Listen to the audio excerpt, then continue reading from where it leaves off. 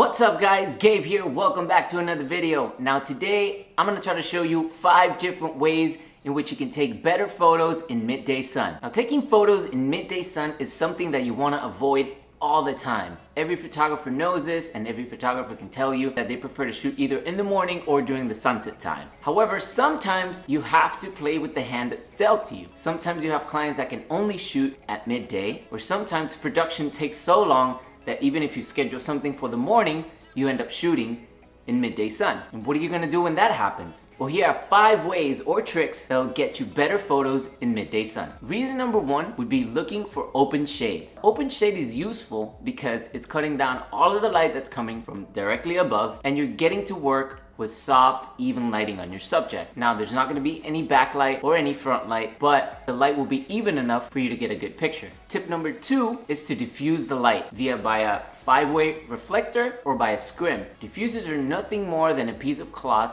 that lets some of the light come through. That makes the light much softer, and it makes it more usable. And to shoot under that light makes it way more pleasing than sometimes shooting in harsh light. Tip number 3 is to bounce the light via the same 5-way reflector, or you could have a flash. Now the purpose of this is to fill in the shadows either from that bounce that you're getting from that 5-way reflector or with the flash. It's gonna give your photos a different look than if you didn't have it, and it's gonna help stand out your subject from the photograph. Personally, I'm not the biggest fan of flash, but when it comes to circumstances like this, I use it quite often for my advantage. Tip number 4 is to pose your subject with the light. What you want to do in this case is pose your subject towards the source of the light.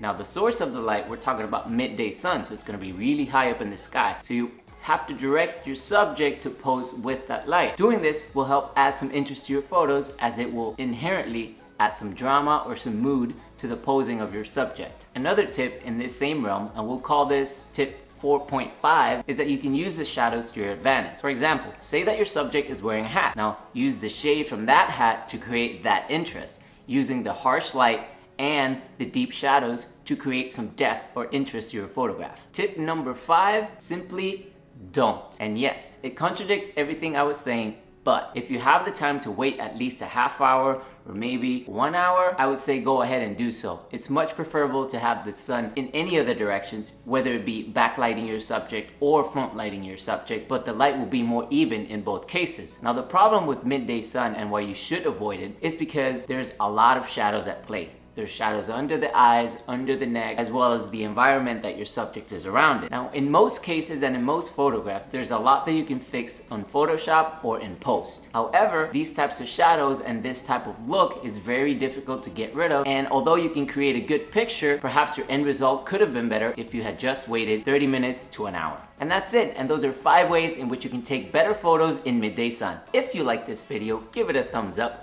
Let me know what you think in the comments below. Subscribe to my channel if you haven't done so already, and I'll see you guys on the next video.